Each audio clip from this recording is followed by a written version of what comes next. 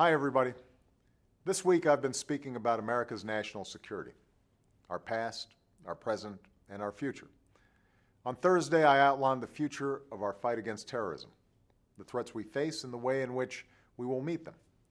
On Friday, I went to Annapolis to celebrate the extraordinary young men and women of the United States Naval Academy's class of 2013, the sailors and Marines who will not only lead that fight, but who will lead our country for decades to come. And on Monday, we celebrate Memorial Day. Unofficially, it's the start of summer, a chance for us to spend some extra time with family and friends at barbecues or on the beach, getting a little fun and relaxation in before heading back to work. It's also a day on which we set aside some time on our own or with our families to honor and remember all the men and women who have given their lives in service to this country we love. They are heroes, each and every one. They gave America the most precious thing they had, the last full measure of devotion. And because they did, we are who we are today, a free and prosperous nation, the greatest in the world. At a time when only about 1% of the American people bear the burden of our defense, the service and sacrifice of our men and women in uniform isn't always readily apparent.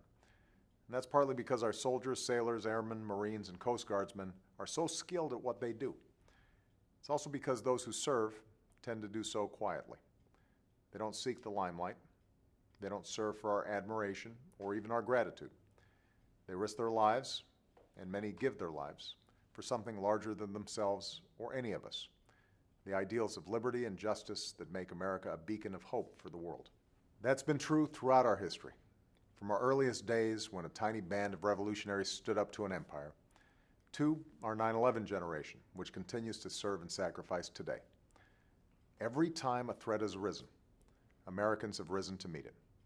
And because of that courage, that willingness to fight and even die, America endures. That is the purpose of Memorial Day, to remember, with gratitude, the countless men and women who gave their lives so we could know peace and live in freedom. And we must do more than remember. We must care for the loved ones that our fallen service members have left behind. We must make sure all our veterans have the care and benefits they've earned and the jobs and opportunity they deserve.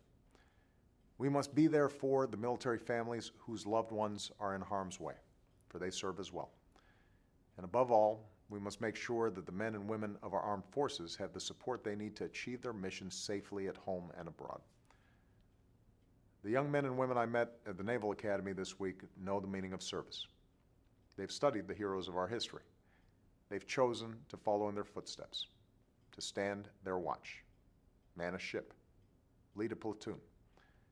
They are doing their part, and each of us must do ours.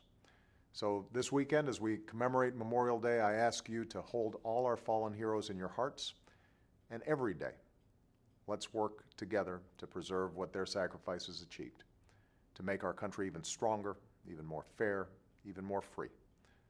That's our mission.